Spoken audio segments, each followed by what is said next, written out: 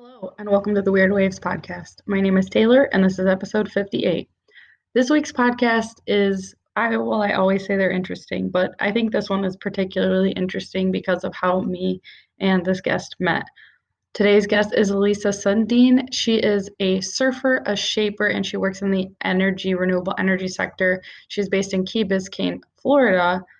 I met her because I bought her board off of Facebook Marketplace, actually. I was looking for a board for the salon, wanted to get a really beautiful, unique look, and we realized that we found each other right when we moved to Florida. So we were both surfers, we were both transplants, both about to start new jobs. I had just opened the salon. She was starting a new job in her field, and we connected. And I told her about the podcast while I was actually cutting her hair, and I knew that she would be perfect for it. When you see Lisa's boards, for me, the thing that sticks out is definitely the resin jobs. It's just super unique colors, very bright, and it's a board that you want to put on your wall. So it's also really interesting to hear her perspective on the way that Florida handles hurricanes and all of these things as she is in the energy and kind of environmental sector. So I really hope that you guys enjoy this one. I know you will. Here it is. Good. Let's give it a go. I like your background is super cool. Thanks. Yeah, this is usually where my boyfriend works from home, and everyone's like, "Whoa, do you surf?" And he says, "No, those are my girlfriend's boards," and has to explain everything. But since he's out today, I figure I'd take his office spot. Yeah, it's a good setup with those two like boards displayed on the side. Are those some that you made or? Yeah. My very first one and my very last one, that my most recent board. That's awesome. What sizes are those? I think 5'8" and 5'10". They're pretty small. They're awesome. They look cool in those. I like those little rack things or whatever you call them. We got some wooden ones as a gift from some of our friends, and actually they're the ones that I'm going to use to mount your board in the salon. Oh, great. Yeah, like the wooden ones. So Yeah, they work well. So where are you? I know you're like Miami-ish. What's your exact location? And maybe talk me through how you ended up there. Yeah, so I'm living in Key Biscayne, which is a little island key-like geographic feature off the coast of Miami, right? Oh, like 5 miles from Brickell, which is downtown area, and apparently used to be connected by a drawbridge. Originally wasn't connected by anything, but then connected by a drawbridge, and now it's connected by the Rickenbacker Causeway, which is a huge bridge, and people bike and train on it all the time because it's the only elevation you can get in Miami.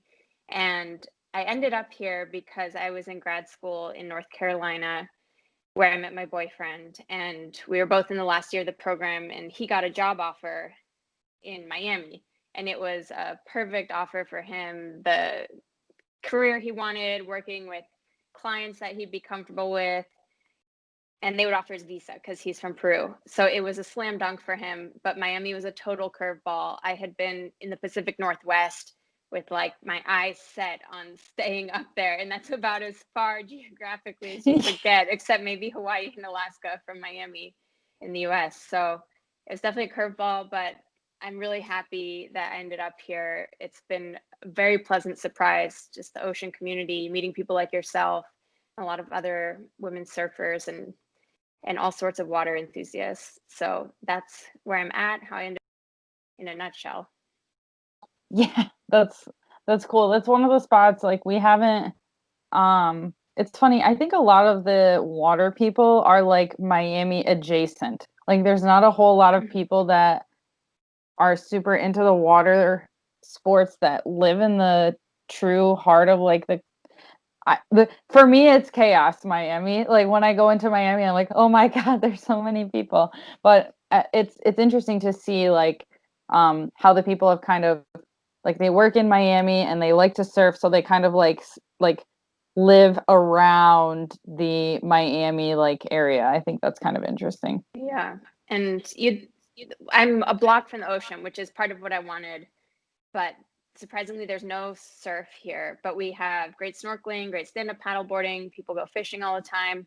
So during weekdays I can take advantage, just walk down after work, and weekends I usually head up to Miami Beach, which was kind of the only other option for us to both live close to the water and work downtown. Which of course now with COVID we're not really working anywhere but home, but if commuting does go back to normal, we wanted a short commute to downtown. But a lot of people love Miami Beach, especially the more I meet surfers who live around there, and it would be convenient. But I don't know. I was waiting in line at Trader Joe's, and when we were visiting and looking at apartments, and I remember there were just like people on rollerblades, like people in fishnets, people in jean suits, and I was like, I don't know, this is a lot for me. It's just very diverse, which is awesome, but it was going to be a big shock for me coming from North Carolina. Yeah, I can see that. I can totally see that. And I think what's funny too, like living more north as I do, it's like as soon as you pass, I don't know, maybe like Delray or Boca on the highway, it starts to get just like crazy. Like you see the whatever Lamborghinis wrapped in like holographic print or like a bunch of lime green bikes driving down to Yeah. Miami. It's just so like it's just such a different energy down there. It's super interesting. Yeah, and then Key Biscayne is this strange little time warp haven utopia because you drive over that long bridge and you have to enter one state park. And so the highway is just like this tunnel of greenery, and there's bike lanes on both sides, and you're just going with only greenery, no buildings for a few miles. And then you get to this Key Biscayne, village of Key Biscayne, and it's perfectly manicured. There's a village green with a turf field where kids are always playing soccer, and community center and fountains. And it's this perfectly manicured, a lot of those kind of Lamborghinis rolling around. But there are some old apartment buildings built in the 60s, and where that's where we ended up, where it's still relatively affordable and you can be close to water and you just feel really comfortable. Everything's green, and I love that entering through a state park, and then at the other end there's another state park with Billbag State Park with the lighthouse, which you may have seen pictures of.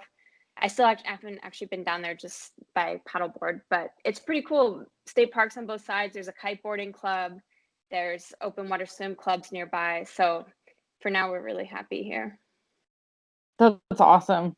Yeah, there's something, I mean, you and I talked about it, but I always say like I think Florida is totally underrated, and now especially from moving here, like I mean, it's a pretty good spot unless you like huge waves. If you're fine with like moderate sized waves, then it's a pretty good spot.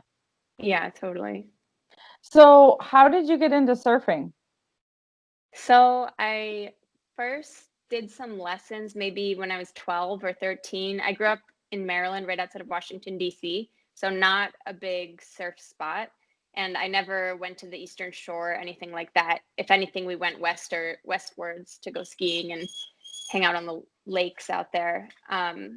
So I took a few lessons growing up. One of my best friends was also into surfing, but also lived in Maryland. So we did a few surf camps. It's funny because we did a surf camp in San Diego and one in Wilmington, North Carolina in different years. And I ended up living in both of those places later in life. So I think I got this foundation when I was like 12 or 13. Because I had that foundation when I moved to San Diego after my undergraduate degree, I could kind of just hit the ground running and went surfing 3 or 4 times a week. And I hear your dog. Is your yeah. dog okay? Yeah, I like put all the treats on the desks. I think he sees our neighbor's dog outside. Oh, okay. I'm like, oh, the baby. Sorry. Yeah.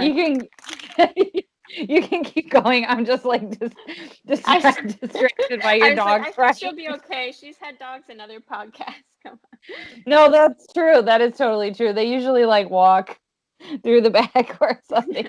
But that's okay. I just got distracted. But yeah, so I had the foundation from doing just a few lessons here or there. But when you're young and agile and you just kind of pick up some basics, they Yeah. stick with you. And I It's still like to all think of myself as young and agile, but you know what I mean? It's different. Yeah, totally. How old were you when you got those first lessons? I think 12 or 13. I remember being Yeah. really awkward stage of life. Oh yeah. Wow. Yeah, that sounds about right. Yeah. Okay, cool. So you get the surf lessons and then when I moved to San Diego after undergrad, so basically I did those lessons like once a year, 12, 13, 14, like oh, nothing, didn't do any family vacation trips or like surf camps after that kind of stint. And then after undergrad, I moved to San Diego and I remembered, wow, I know how to surf, at least the basics. Why am I not going out there? And I started going 3 or 4 times a week and found my crew and just got super into it. When I look at pictures, it's like, whoa, my arms were jacked and my hair was so blonde. I was there. So that's, I think, where I strengthened that foundation and got a lot more comfortable. and how long were you there? 3.5, 4 years. That's awesome. And so you took a gap between undergrad and grad school, or did you go to grad school in California? I took a gap between undergrad and grad school. Okay. That's so cool. So when you talk about having found your like group of people, I hear a lot of people from the West Coast talk about this like female camaraderie that's on the West Coast. It seems like we have it definitely in pockets here in Florida, as you and I are both finding out, and I had it up north too. But what is the scene like in California, like from your experience? I think I got lucky because I knew a lot of people at the Oceanography Institute, part of UCSD, Scripps Institute of Oceanography, and I kind of lived vicariously through them. They were all super bright PhD students studying all sorts of ocean-related technologies, biology, and so they were right on the coast, and they had a scientific pier where they did research, and there was a good break on either side of the pier, and so if you hang out there, you'll meet people who are in the school, and they're so nice, such great people. And so that was an easy way for me to kind of get a group to go with. Otherwise, I found it pretty challenging just because there's so many people. You could go to the same spot every day for a year, and you'll start to see some of the same faces, but you could still see different faces every day just because of the sheer volume of people and the number of breaks and the movement and changing of swells and tides. So yeah, it was, I thought, harder. And when there's 100 people around you, just go up to someone next to you and say, hey, like, where are you from? It Yeah, felt kind of forced and everyone's just focusing on getting a wave. So I thought it was a little harder than I found in other spots, but I got lucky with the university crew. that's cool. And is that where you learned how to shape? Yeah, and so after living there a year or two, for one of my Christmas presents, I got a gift certificate to take a shaping lesson at a co-op type studio that had just opened up. And basically they had several shaping bays and a glassing studio, and they would teach you either through group lessons or one-on-one how to shape boards. And they had all the equipment, all the blanks and foam and resin. And so if you pay for the lesson, you got the board included, and then you could become a member, and it would be more like a co-op where you pay a monthly fee and just pay for materials as you go. So that was how I learned and started making boards. How many boards have you made in total? I think somewhere between 12 and 15. It's not that Oh, many, but wow. yeah. Um, but yeah, it was a really great experience. And I always think, oh, I'd love to pick it up again, but there's so much upfront cost in terms of finding a space, getting the equipment. And I've gradually been getting like more and more tools just for kind of DIY projects around the house, but nowhere near to what I would need to create boards like I did there. So we'll see how, if and when I could go back to it. But yeah, it was a great place to learn how to make really great boards. What were you like selling the boards after you made them? Would you like ride them for a little bit? What was that like? So the first one was, yeah, it's my Christmas present. So I made it and shaped it, and that's the one on the wall, just for myself. And then after that, I remember going back to some friends, and I think they were expecting to see like a kickboard, and they were like, "Whoa, this is actually a surfboard." I was like, "Yeah, I took a shaping lesson," and they said, "Wow, this is really good." And I said, "Oh, well, I could make you one if you want, if you can pay for materials." So I started making them for friends who would be willing to pay for the materials, just like break even. And yeah, I think I kept the first one, this other shortboard that's up here, and a longboard that I have at my parents' house. So I think I've kept those three for myself, but the others all went to different friends of mine. That's so cool. And like, so people that watch this or listen to this will see the glass jobs, at least from my perspective, is the thing that's the most impressive, is these bright colors, these cool like fabric inlays and all that stuff. Are you like just kind of freestyling it when you decide to do certain colors? Are you looking for inspiration somewhere else? What's that like? Yeah, I agree. The glassing process is kind of underrated. People say, oh, I have a glasser, he'll get it done. But that's where I find you can put in so much color, and the shape is important and integral to how the board will perform. But what's going to catch your attention on the beach is the colors and the fabric and generally the shape and size. But that, from a distance, you can see, wow, like how did they even get that color? I've never seen a board like that. So I have a bunch of fabrics. I don't think you can see them in the cubbies behind me, but whenever I travel, I like to buy some fabric, Do you brightly want to colored. grab them? If you can show them, you can just bring them Yeah. up into the thing. Okay. That's cool. Yeah, I didn't end up using all of them. Oh, wow. Oh my gosh. Awesome. Yeah, so I actually use this in a board, and I use this one in a board, but I it's a little overambitious. I was like, oh, I was gonna make a fish with this one that has some fish. Oh, wow. And so I have all these fabrics that I've gotten from different travels. So it's cool because there's a story. I remember where I got each one, and it actually adds some durability to the board. It makes it heavier. So like you're probably not going to see Kelly Slater riding like a fabric inlay board or something in a competition, but it's so beautiful, and you just glass it like you would a piece of fiberglass with the resin and let it harden, and then you have basically another layer of fiberglass like material that'll make it heavier but more durable. So I did that in almost all my boards. I did a little bit with tinting the resin to get the color and sometimes match the color to the fabric. But there's a lot you can do, whether you're tinting the resin and playing with colors, making kind of watercolor, blurry mixtures or stripes, or fabric. Some people you can inlay anything that's like organic. So if it's wool, silk, cotton, it's just, if it's a synthetic material, it's a little bit risky because it might react with the chemicals. But you can put a lot in between layers of fiberglass. I saw someone recently who did dried flowers, Oh, wow. which I thought was really pretty. So that was definitely one of my favorite parts, but you do have to be very precise in the measurement because it's a chemical reaction that's hardening the resin, the fiberglass. So you have to have these perfect ratios of the different chemicals. You have to wait just the right amount of time for it to become hard, but not too hard, so that you can trim off the excess, and you have to sand it, and you don't want to breathe in all that fiberglass dust. So it's fairly involved and difficult, the actual glassing part, but the result is so rewarding. So would you do the glass, like the resin tint and glass and everything all in the span of one day to get the timing right? So I usually spaced it out. I don't even know if you could do it in one day. It depends on the type of materials you're working with, but ours usually had to wait overnight for it to fully kick and harden.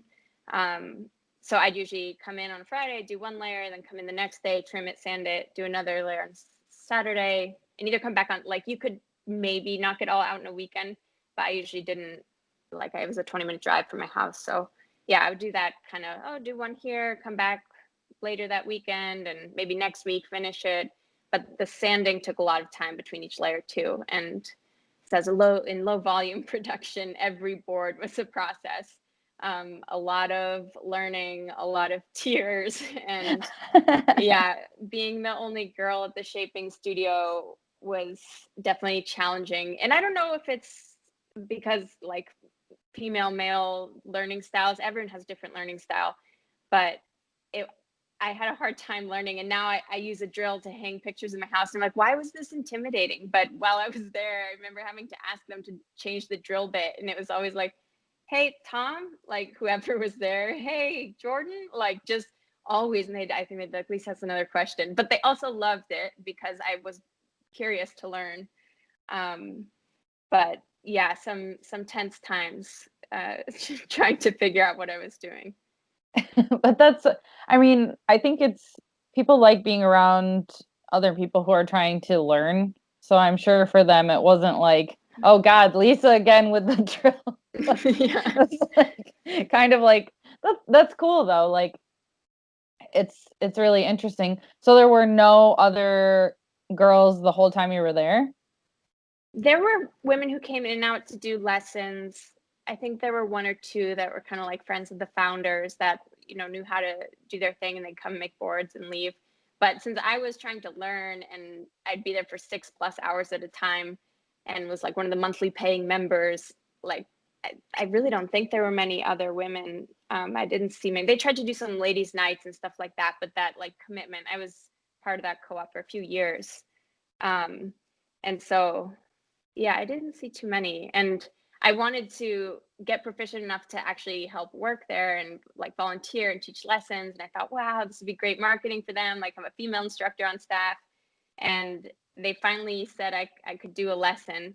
And there was this instructor there, the one who I probably bugged the most. And he's kind of an all bark, no bite figure. He was like big, had a big beard, like tattoo sleeve, like I was totally different style, and he was so hip and super good at surfing and glassing and knew everything. And I asked him for so much help, and he was kind of like a mentor. And so finally he's like, I think you're ready to teach a lesson. And so they organized, like, you have 8 people come in, they've never shaped, and you basically have to shape a board within 4 hours, while also having people like try using the planer. Why don't you try to sand this down here, and letting everyone take turns. So it's like a measure of speed, skill, and confidence and presentation skills. And the night before the lesson, I was in the studio like practicing the last few things, and this mentor came over and he was like, you ready? And I was like, yeah, I think I'm good, like not really instilling a bunch of confidence. And he was like, Lisa, this might just be a fun weekend thing for you, but this is our livelihood. You can't mess this up. And the pressure just like got you, and I started bawling. And I Oh think no. I just was like, I kept crying, and I was like, I don't know. And I think he didn't quite know what to do. And he's like, let's just walk through this. Like, you got this. And we stayed like 1 or 2 hours past closing and just went through all the motions again. And I remember at the end of the lesson, he just kind of nodded and like poured me a beer. And I was like, yeah, I did it. And so, yeah, I always remember that. And I'm thankful to him for, yeah, putting in the extra time and teaching me so much. So the class went good then? Yeah, I don't know how great that board would have been. Needed some more work, but people learned, they had a good time. The board can be turned into something writable. So I'd say it's a success. That's cool. So the shaping class was like watch me partially shape a board is kind of how it went. Yeah. That's really cool. Yeah. That's very, very cool. So you were talking about traveling. Have you only surfed in the States or have you surfed around other travels? I've surfed a lot internationally, surprisingly, because I don't think I'm like an expert surfer. I've just happened to surf on a lot of different trips. Um, so yeah, and actually right after spending so much time shaping and before going to grad school, I took off 6 months to travel.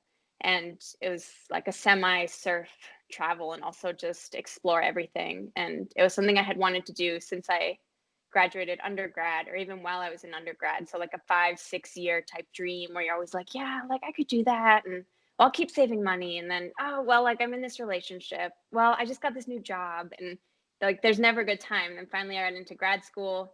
I had saved up money and I was like, this is it. It's now or never. And so I quit my job 6 months before grad school to do that. And yeah, I'm looking up at a map in front of me. Got a lot of different country surf sessions.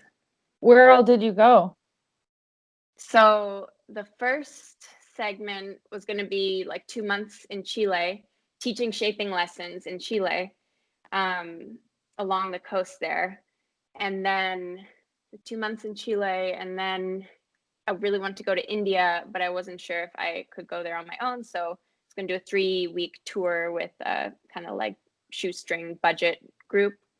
And then after the 3 weeks in India, went over to Europe and started in Spain, met a bunch of cool Spaniards there who I surfed with, and went to a different like surf hostel between the border of France and Spain, and then went into France, and I have a good friend from there, so I stayed at her parents' apartment, and then went up to Paris, crossed over into England, and then went over to Ireland, and then back. And then I did a cross country road trip. I flew back to San Diego, but grad school's in North Carolina. So I flew back to San Diego. And of course, I went the long way and went up to Portland, Oregon, across Montana, through the Great Lakes area, and down to North Carolina.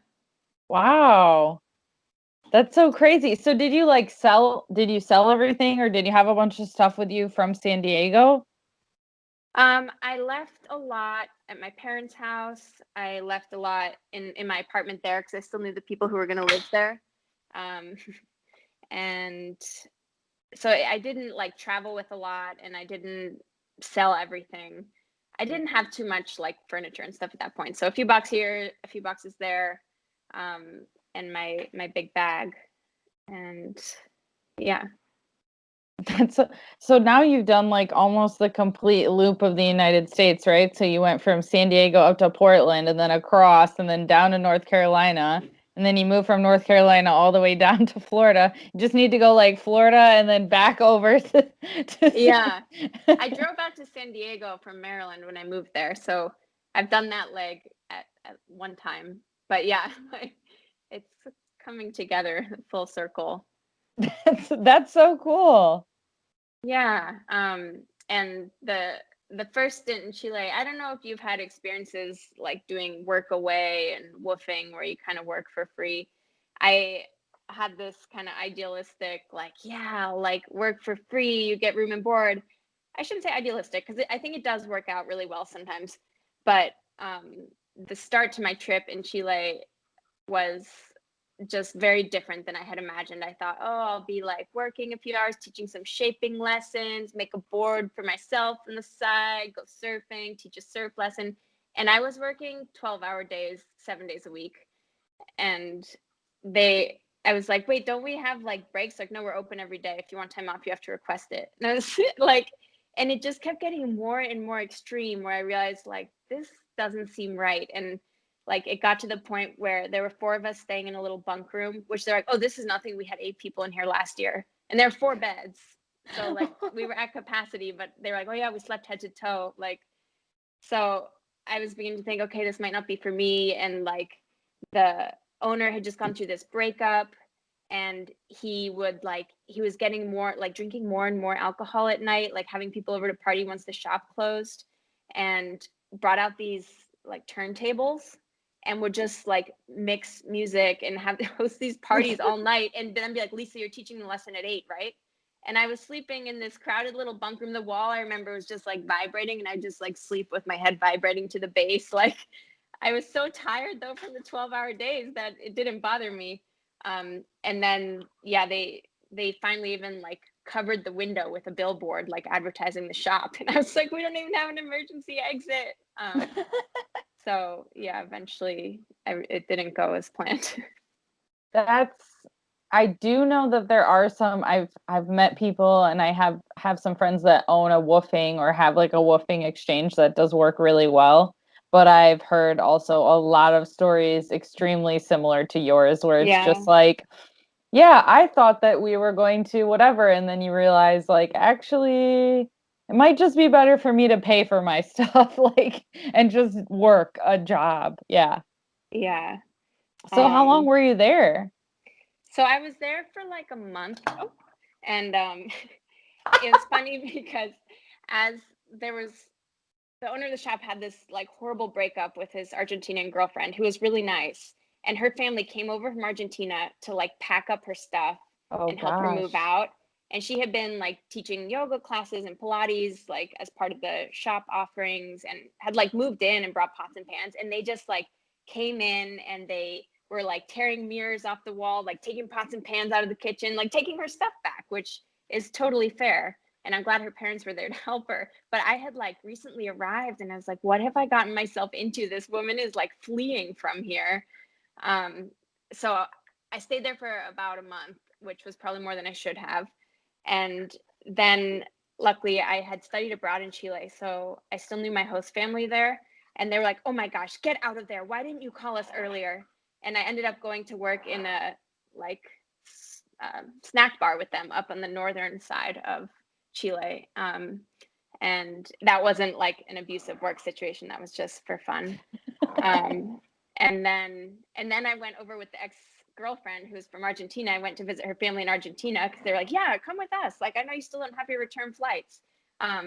So when all is said and done, I stayed in South America for about 2 months, or 2 or 3, but only one was in Chile at the shop originally that I had planned to be at.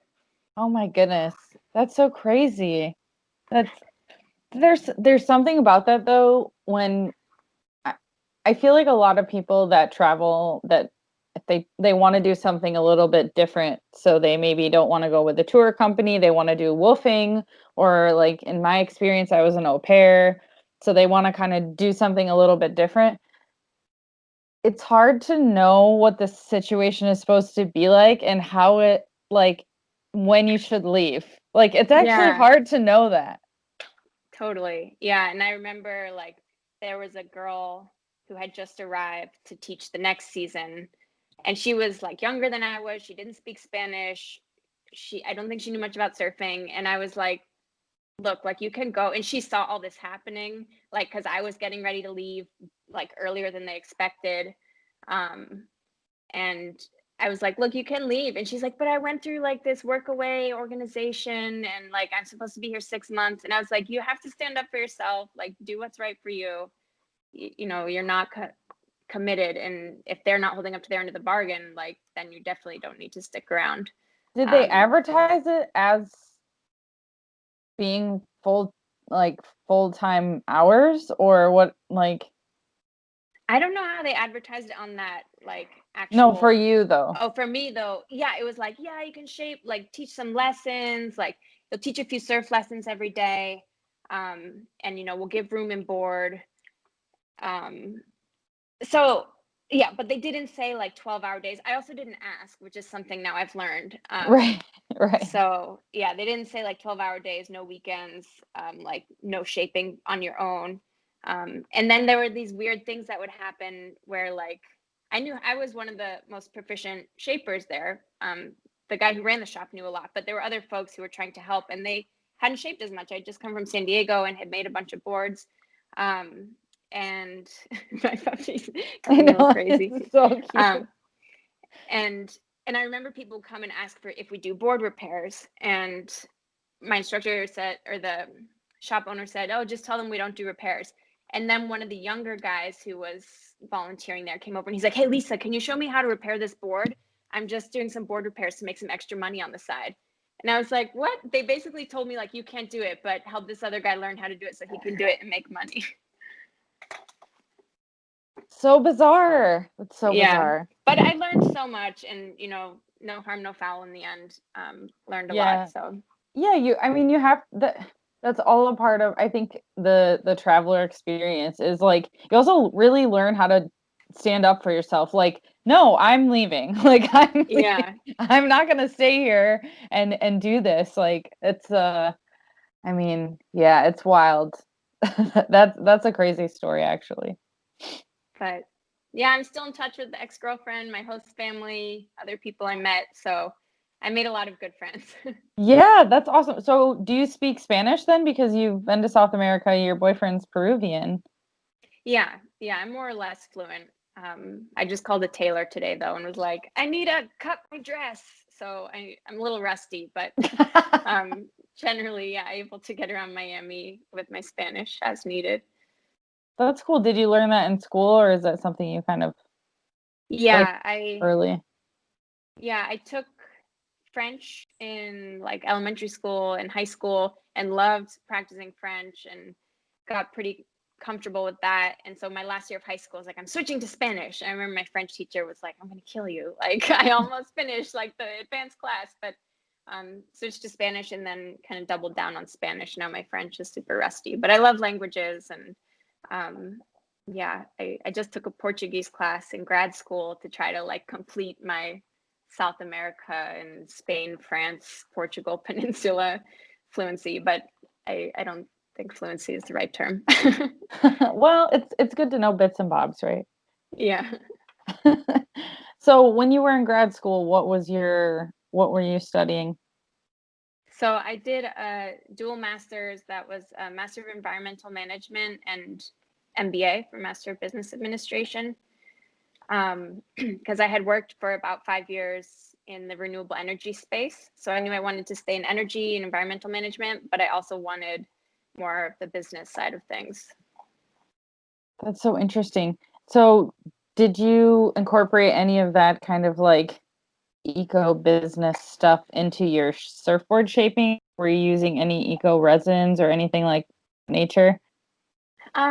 So that was something I paid more and more attention to because everything is so toxic and caustic that's going into those boards.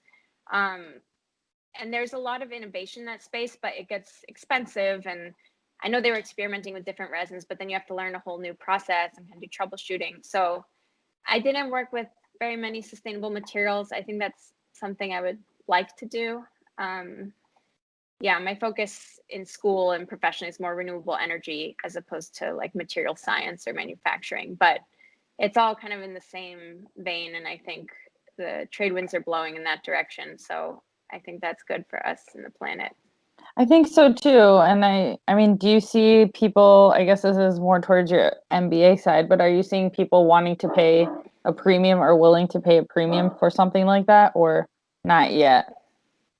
I think there is, but it's some people maybe can't pay the premium, Mm-hmm. so you can't quite get mass market appeal. But there definitely is a movement. You see more and more of these kind of direct to consumer companies like Allbirds, and I think we've probably talked about CS Suits and all these companies that are trying to use sustainable materials, making their designs by hand, and the small team, like lean organization, just working directly to consumer and taking feedback as it comes. So I think that is really going to change things. And even like Cliff Bar, which now is very large, of course, I remember them at a conference saying that when they first started, Power Bar was like 90% of the market, and then there were 10% of like mixed mom and pop granola bars. And now, I don't know how many years later, Power Bar is like that 10%, and the 90%, much of which is made up by Cliff Bar, but all these other mom and pops like organic granola, non-GMO, vegan, paleo, like that's the 90% now. So I think it's possible to see that transformation in different industries. Yeah, it's an interesting thing. I've seen that too with like the bamboo and the wooden boards. Mm-hmm. That kind of actually have a friend that's making a board out of wood. It's interesting to see the innovation happening in that area. I don't know. Yeah. And I think especially with surfers, I mean, you're in the ocean and you recognize that your experience is completely dependent upon the conditions, the water you're in, the temperature, the storms, what have you, wherever you are. It's something that's kind of out of your immediate control, but it's hugely impacted by your long-term behavior. So I think surfers are a good market for recognizing the value of sustainability. Totally. And it's like it's the biggest, I mean, the most important part of being a surfer is also the one that's most damaging to the area that we use for surfing. So it's kind of like this weird cycle that, it's an interesting aspect of being a surfer actually. Yeah, we always joke like when we pick up trash on the beach, we're like, this is probably just going to end up out in the ocean in a few months. Kind of cynical, but no, I mean, there's good work going on, innovation, but just like you were saying, like a lot of, even when we think we're doing the right thing as surfers, like it still has its impact on our playground. Like, yeah. So with the renewable energy, are you seeing a bunch of that in Florida? Because I feel like I see a lot of people here. I mean, I've only lived here for 5 or 6 months, but doing like, I don't know, geothermal heating. I heard of some place in like Central Florida. I've seen lots of advertisements for solar panels and different things like that. Yeah, I think there's a lot going on in Florida, everywhere in the US. In Florida, I think what is driving a lot of the research and innovation is the resiliency piece, and hurricanes, especially Miami, is ground zero. So you see a lot of really cool, both public and private kind of partnerships and work going towards resiliency against climate change, and renewable energy is of course part of that. I think there are other countries. I mean, you always see California in the headlines, kind of leading the charge, maybe more so and at larger scale than Florida. I like to watch California and think and hope that other states will follow their lead. So I think Florida has some catching up to do, but in terms of resiliency in particular, it's definitely a leader. And what does resiliency mean in terms of, yeah, I guess can you describe that, because that's not Yeah. really a term that's very used. Yeah. Sorry for just throwing in the jargon. No, that's okay. It's cool. It's cool. Yeah. So, and I'm sure everyone has a slightly different definition, but I think of resiliency as how we will mitigate and adapt to climate change. So in Miami, you may hear about rising streets, changing building codes, like actually constructing streets or putting something to lift them up. This is my area of expertise. Or just requiring that all buildings don't have any habitable spaces on the first floor in case of flooding. Having evacuation routes. Yeah, in my work with electric vehicles, we're making sure that there's charging opportunities on highways that are going to be used during hurricanes, and how to make sure that there's enough charging energy for people who are trying to get out of Dodge, and relying on electricity instead of oil and gas. So things like that. It's super interesting. And I do see that here with the certain building codes. I mean, I've never lived anywhere with such, I've never lived in California, but I have never lived anywhere with such strict building codes. So like where we are in Lake Worth, there's like a historic district, but in the historic district, if you're putting windows in, they have to be hurricane windows. If you're doing X number of projects in a commercial sense, a certain amount of them have to be like either green, or they have to have some sort of like green energy involved in the build. It's very interesting to see that. Yeah, I think there's definitely changes, and I'm glad you can see it. Aren't you guys doing repairs on your house? Yeah, I mean we've done some, and yeah, it's interesting to see like certain things that I would never think like, oh, you need a permit for this. Yeah. And people are like, yeah, you need a permit for that. I'm like, why? Like, Yeah. but yeah, there's certain things. I mean, like we've thought about different things like solar panels. We have a thing in the back of our yard for collecting rainwater. We're actually going to get a gutter system, and just all of those things that you just and all of those things have to go through the city, which I mean, I guess that's a little bit like Midwestern of me. Like, I'll just put on my own damn gutters, but like it just doesn't work like that in Florida. Um, at least where I'm living in Lake Worth. I know here it's definitely the most critical thing is the historical districts. Like they're super um they're very particular about what you can do with those houses. So Yeah, I remember that from working at a solar company, where if you want to put solar panels on the roof, and it's like, this is the original slate roof. So yeah, I definitely have to be sensitive around that. yeah. So what exactly, oh man, yeah, that's gonna mess with the audio. Sorry. Just that specific toy is super loud. Hold on. It's okay.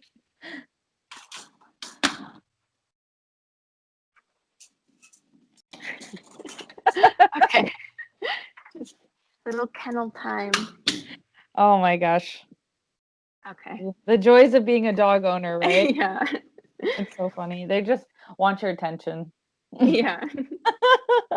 Um, so okay, I lost my train of thought. I think I was gonna ask you about working with Tesla. So the main thing that you're doing is installing charging stations at critical hurricane exit zones. Well, that's one part of it. Okay. Generally, I'm looking at the Southeast and looking for where we could put electric vehicle chargers.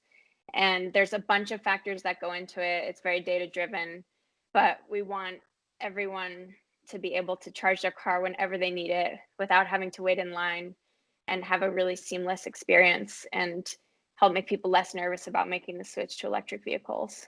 That's so cool. Now, I don't know anything about this. I have a hybrid, but do you pay to charge your car? So there's a bunch of different models out there, and it gets super complicated. Okay. But yeah, there's all sorts of different models for that. Okay. And the ones that you guys are putting in, are they free? Again, it depends. Okay, Yeah. okay. All right. Yeah. Because I think that's part of the interesting aspect of it too, right? Is like, I know in California and in a couple of other states, I think Illinois, which is where we used to live close to Illinois, when you buy a Tesla, you get hit with this like big tax because they're not making money off the tax of gas. So, or maybe it's just the city of Chicago, but if you, it's something like that. So because they can't tax you on the gas that you're putting in your car, they put this bulk tax on the whole price of the entire vehicle.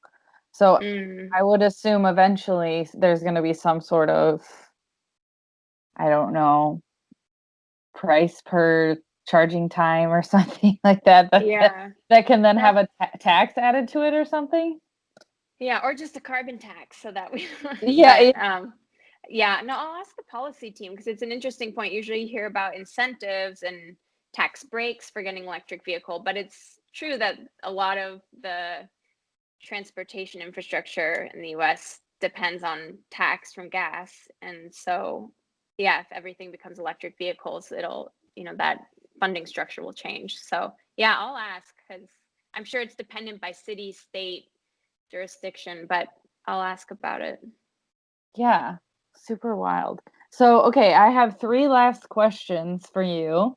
And the first one is, what is the weirdest wave you've ever surfed? We'll do that one.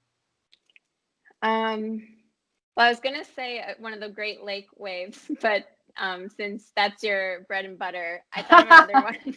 Okay. Well, tell us about your Great Lake wave. I didn't know that you surf the lakes. I don't think you told me that. Yeah, maybe not on my road trip, since I went up to Portland and then cut all the way across the top and came down through Michigan, and I have friends and family in Empire, Michigan. Oh, okay, yes. Yeah, and it was weird just because you look at a map and it's like, wow, I went surfing there. But I remember getting my board ready the night before, waxing it, and it was the middle of summer, and I was looking around and there was like a wood splitter, like salt bags, a chainsaw, like all this very felt like cold Midwestern infrastructure and tools in the garage, instead of having just like a workbench with a few things for fixing your board. Like the people I was staying with, they didn't surf, but I put my surf stuff in the garage and it was all this winter gear, a snow blower. And I was like, all right, I'm going surfing tomorrow. But it was summer, so it wasn't that cold. That's awesome. Was it what were the waves like when you were there? Was it super wind choppy? Was it small? What was it like? Yeah, there were kiteboarders, so Okay. that's always a good indication that there's some wind. And it was like waist high. It was nice. I was on a longboard, and it was hard to know if I was just gonna pearl and do a nosedive and it was gonna break on the shore, or if it was actually a really nice longboard wave. It's kind of this weird. I couldn't quite tell, but people were really friendly, and I caught a handful of really fun waves. The water quality it looked great. I don't know the chemically. It is. It looked yeah. really pretty. Yeah, as soon as you get up past, so it's kind of like Chicago, and then the bottom half of the lake is the worst. And then the further up north you go, the cleaner it gets.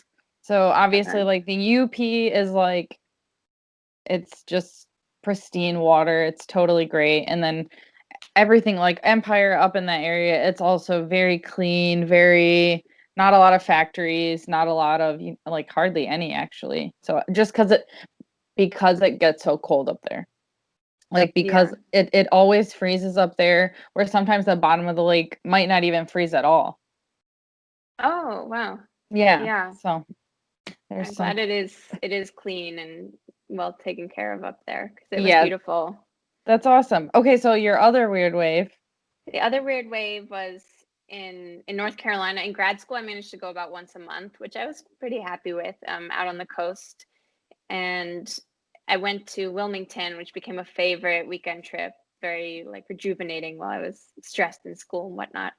And I met up with friends from San Diego who now live there, and we had been watching the conditions all day. As you're aware, like with Great Lakes surfing or East Coast surfing, like you really have to just like go on a moment's notice. And so we'd been watching all day, and then we saw there might actually be something this evening, and it was like middle of winter, and so sun was setting really early. And we're like, if we can just make it like early, like if we go now, we'll make it. And so we got there, and it was sun was setting, but they were doing sand replenishment. So this kind of ties back to the resiliency too, where they actually like pump sand back into the beach to build it back up.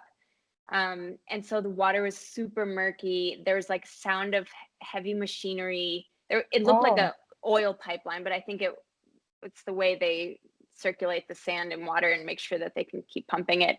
And so you had to like step over this big pipeline, and you heard this background noise, and the water was brown, and it was kind of sunset and just really weird. I think they were actually ticketing some people who were surfing too close to where the sand was being replenished. So we went far away from there and stayed safe and everything. But it was very weird, but like very memorable. And we had a good time, caught some fun waves. But it's very strange feel. Yeah, that's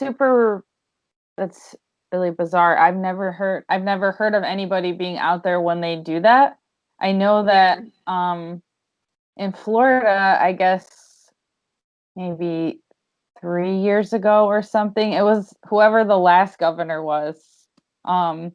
They after one of the big hurricanes, they brought a bunch of sand from some other place, I don't know. But in the sand was like a ton of fossils. Like you can't even imagine how many fossils were in this. And we have a friend who like is a collector in Stewart, and he was finding like what I can only imagine must be like dinosaur claws.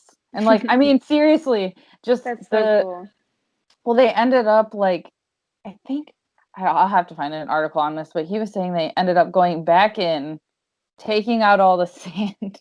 Oh no. And putting back some other sort of sand because it was so like, I don't, you know how sometimes it's just not done properly, and it's just, oh gosh, so interesting. But my friend has piles of weird fossilized things that he found in this like mitigated sand on the beach. Where was that again? Stewart. It's about an hour from you, hour and a half north. So it's past it's below Jupiter, but north from my area, Lake Worth. So yeah. Cool. What was your biggest oh shit moment while surfing? Well, I guess this isn't while surfing, but it was on the surf trip in Chile, where I was working at that shop. And basically, as I said, the conditions at the working home were getting worse and worse. And finally, what turned out to be my last night there, they're supposed to provide room and board, and I went and taught like a 2-hour surf lesson. I came back, and he was like, the other volunteer didn't make dinner, so you have to go out and get a hot dog. And so I went out and got some empanadas from a place that I really like and had been before, but it just was not sitting well in my stomach. And I had never had food poisoning before, but I knew what was coming and literally thought, oh shit. And meanwhile, like party hours coming, the shop is closed, the subwoofer bass is up, and I'm using the only bathroom, and people are knocking on the door saying like, hey, can I use the bathroom? And I was so sick, and I was not at all prepared. And I remember like the waterworks started happening, and when people were knocking on the door, I was like, no, I'm sick, like, can you bring a towel? But in the stress, I said, napkin instead of towel. So they like put their hand through the door with a bunch of napkins. And I was like, no, I need a towel. And the next day I left. That's when I packed my bag and I was like, I'm out of here. I would too. That is an ocean. Yeah. The funny thing is though, is that because I was so unprepared, I didn't have any like change of clothes. And in addition to bringing me napkins, they were like, here, like put on these sweatpants. And they were the sweatpants that belonged to the owner. And I got sick again. And I thought the ultimate payback, but I'm too nice. And I put them in the wash and left a nice note saying, here are your clean pants. But I had thought like the ultimate payback, that would be a Hollywood ending. But no, I didn't do that. You're the better person. Be the better person. That was a good call. Okay, my last question for you is, what is next for you? Well, in addition to just settling in Florida and enjoying my job and my dog, my boyfriend, my family, I do want to do a plug for the elections. I've been getting increasingly involved, not even that much, but just more than I was before. And I'm going to volunteer to be a poll worker. Oh, cool.